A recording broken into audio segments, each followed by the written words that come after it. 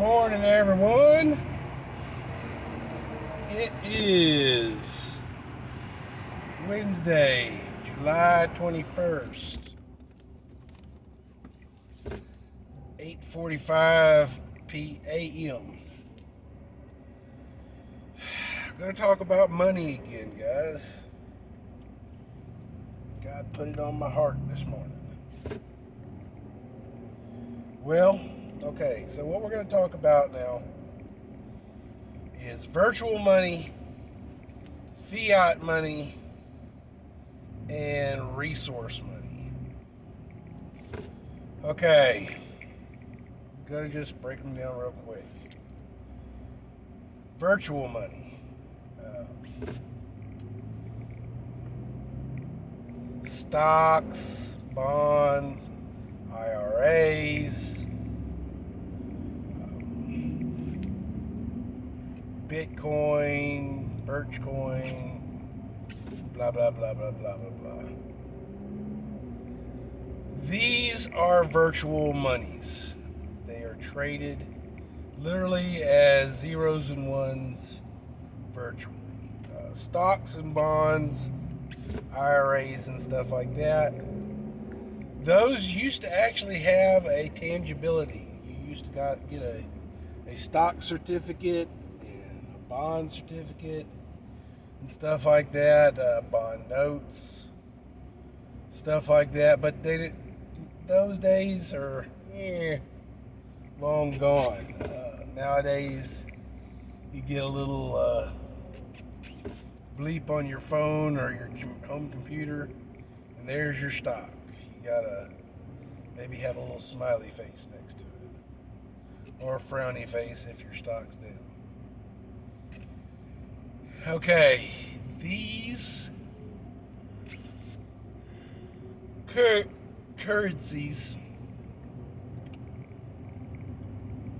only have the value that somebody's willing to give it.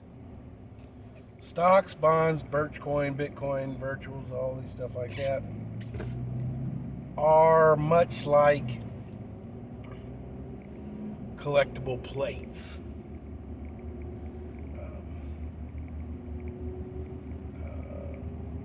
Get you a nice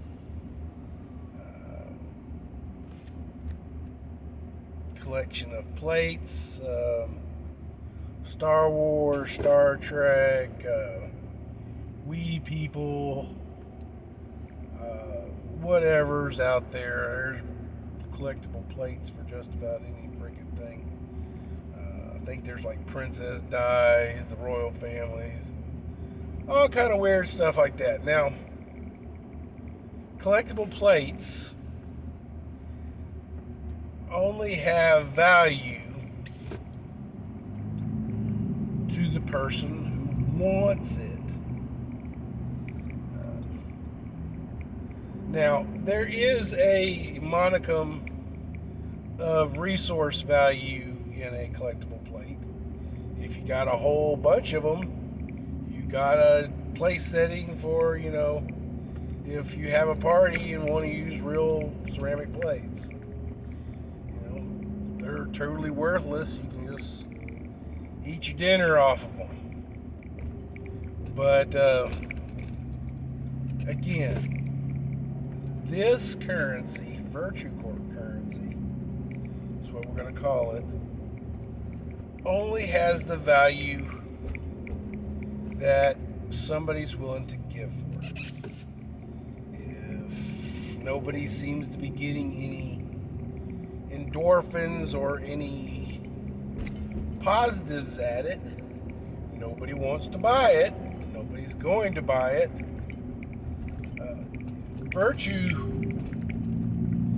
Virtual currencies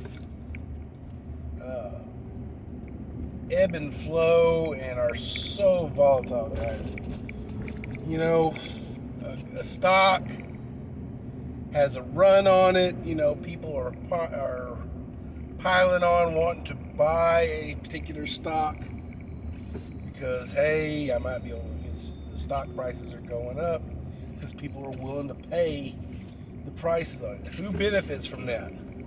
The guy who sold his stock for more than he bought it for. That's the guy who benefited from it. Now, you're sitting on some stock, and all of a sudden, the CEO of the company gets found, humping a horse in his closet while strangling himself. Boom. Bad press. Nobody wants to be associated with that company no more. That company's stocks fall, and bada boom, bada bing, everybody is selling out. Hopefully, you sell out before it drops below what you bought it for, and you can profit a little bit. But if anybody will buy it, most time what happens whenever companies' stocks flounder like that or take a nosedive, who's going to buy the stock? The company.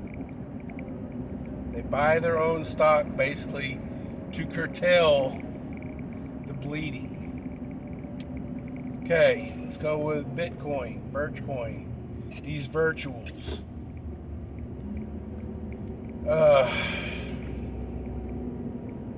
Right now they're popular. Everybody wants a little bit of Bitcoin or something like that. Personally, I have not, I don't know. I don't see a need for it at the moment.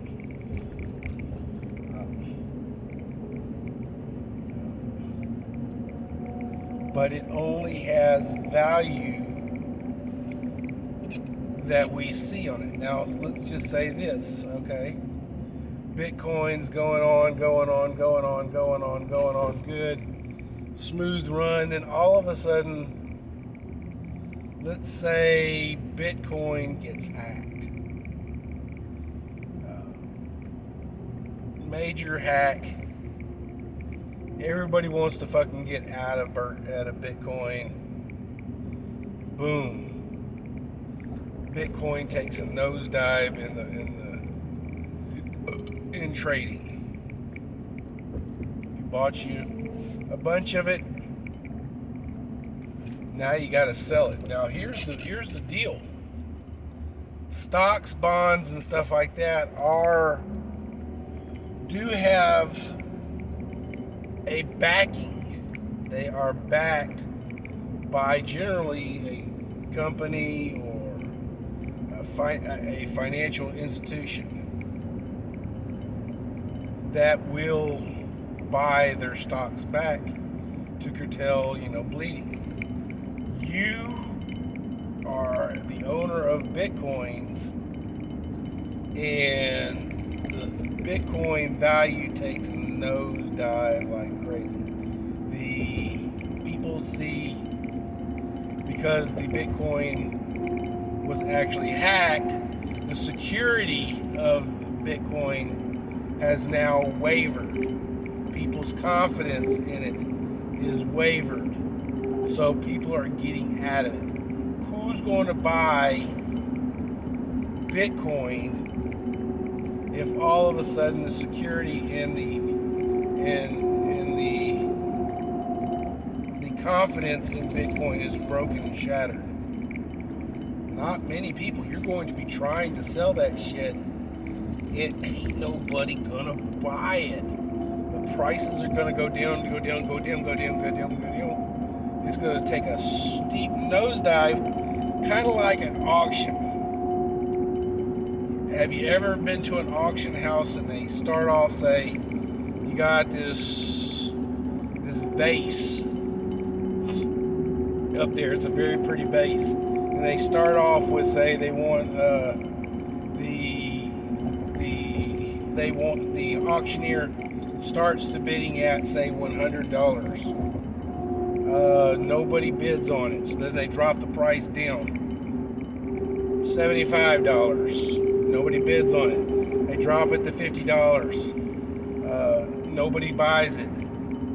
what ends up happening is somebody buys a priceless Ming vase for $1.50 because he is the only one who would actually buy that vase for that price. So once, Bitcoin's trading for crazy money right now. The confidence and the security of Bitcoin is shaken and wavered. Nobody wants Bitcoin. Who's going to buy it? You're going to see the price go down. It's not because it's trading for lower prices. The value is actually going down to get somebody to fucking buy it. So all of a sudden now, you can buy, Bitcoin drops to say 50 cents a Bitcoin. And holy shit, you can buy you're sitting on $100, you can buy you a shit ton of Bitcoin right now. And, you got all these people now desperate to sell it. It's almost like a freaking plague.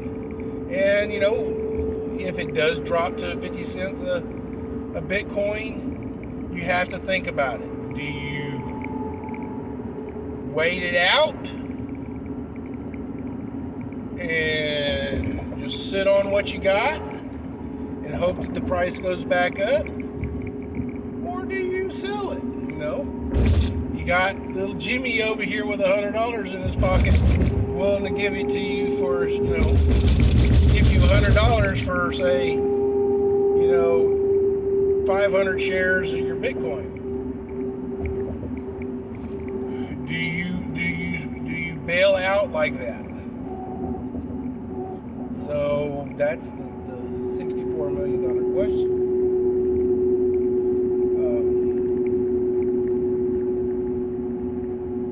In a situation like that, a lot of people will probably choose to sit it out, at least till it gets up to the price where they bought it, to sell it to make them at least their money back.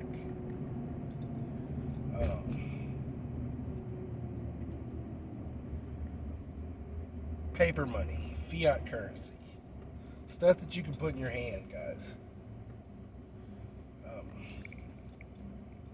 The dollar bill, since we dropped off the gold standard, only has the value that people are willing to trade for it.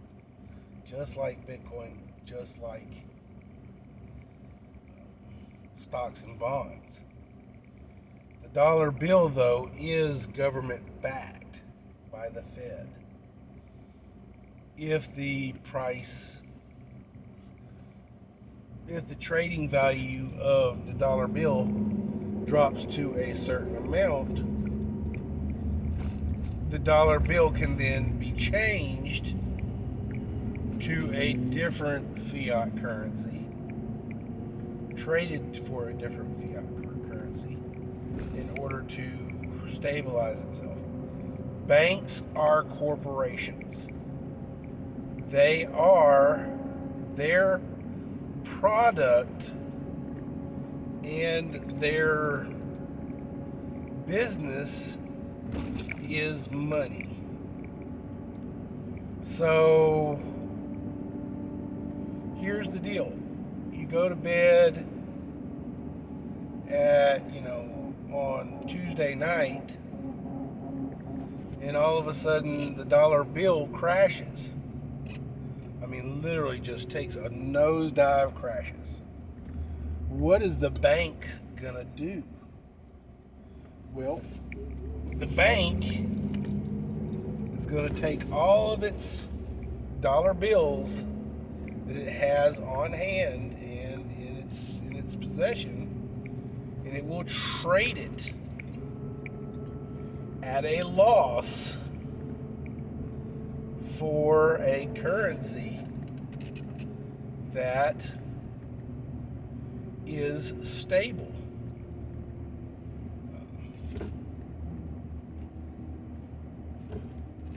That's because they have to stop the bleeding. They'll take a loss for stability.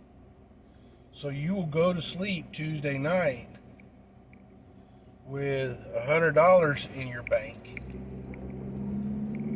You'll wake up Wednesday morning and there will probably be your bank app and your banks will all be closed. Your bank app will have a notice on it saying something like system updating. Be patient. They're not going to tell you, oh, we're fucked. You're fucked. Your money's fucked. We're trying to fix it. They don't want panic. They don't want runs on the bank. That's why the banks are closed. Once all the money is traded and everything in your account and everybody's accounts is adjusted for inflation, you know they're going to tack on some kind of fucking service charge, stuff like that. You're going to wake up Thursday morning and the $100 that you have inside the bank is going to still read as dollars, but you will then have, say, $50 in the bank, and it will be whatever stable currency they were able to trade for.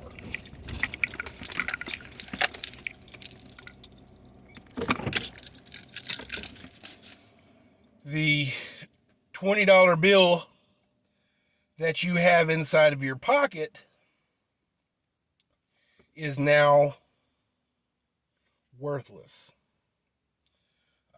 More than likely, what will happen, the banks will offer to their current for a limited time, probably for about a week, maybe a month, to trade your dollar bills for the new currency.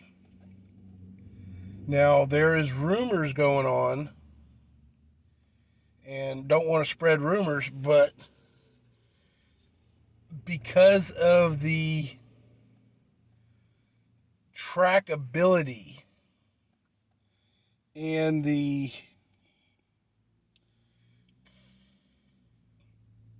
controllability of it,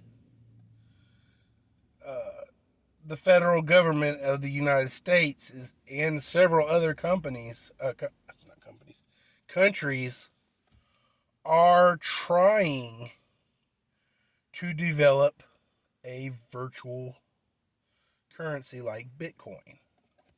If I'm not mistaken, I've heard that actually China is in beta testing of their virtual currency. More than likely, what's happening is the United States is gearing up to get rid of paper money in terms of a cashless society. They've been wanting to do this forever. That's why we developed debit cards, and your access to your money these days is so easy, so much more easy than having to go to the bank or writing a check or anything else like that. You've got everything is instant gratification through the debit cards and things like that, and online cash transfers. So we'll have, let's just call it, let's say FedCoin. Government, let's say, because the dollar bill finally crashes, they trade the dollar bills for FedCoin. Now you're going to turn in your $20 bill in your pocket, and it's going to be a pennies on the dollar kind of a thing. You're just trying to get some of your money back. So you're probably going to get, you hand them a 20, you're probably going to get a 5 back in FedCoin or whatever currency they're currently trading in. So, looks like I'm answering a phone call. Later, Gators.